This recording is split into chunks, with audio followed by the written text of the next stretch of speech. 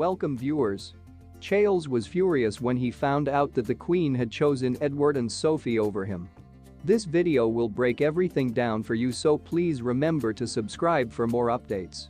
As a matter of royal protocol, the then Prince of Wales was forced to vacate his favourite suite at Sandringham, an act that left him feeling humiliated. Kings and queens of the United Kingdom have traditionally spent the holiday season together at the Norfolk estate known as Sandringham.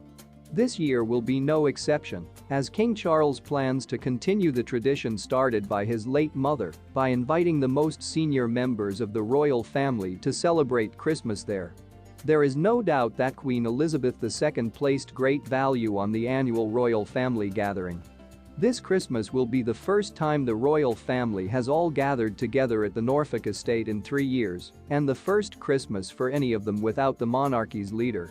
Since 2019, when they last gathered at Sandringham, the family dynamic has undergone a seismic shift due to the deaths of the Queen and her husband Prince Philip. Now that King Charles and Queen Camilla are at the helm, many of the holiday traditions will remain the same, but there will also be some new twists.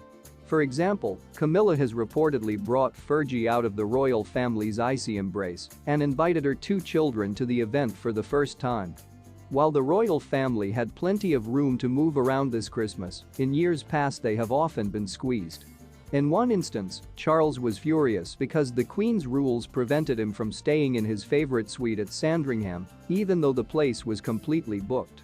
According to Richard Kay, a royal commentator and longtime friend of Diana, Princess of Wales, the royal family had to be given preference when booking accommodations for the 1999 holiday season because of the arrival of a new member.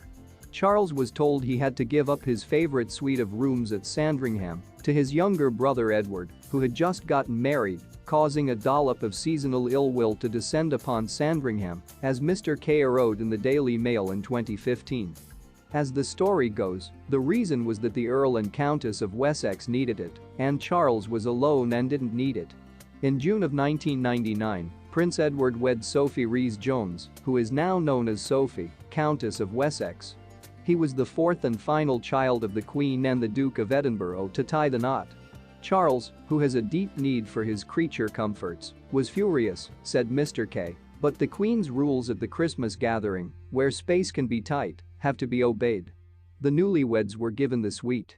Sophie, as a member of the royal family, had an automatic right to a dressing room, and the then single Prince of Wales had to make way for her. There is a practical reason behind this, Mr. Kay said. The ladies of the royal family are required to travel with multiple changes of clothing per day. They are required to change into a new outfit every night, while the men are expected to wear black tie.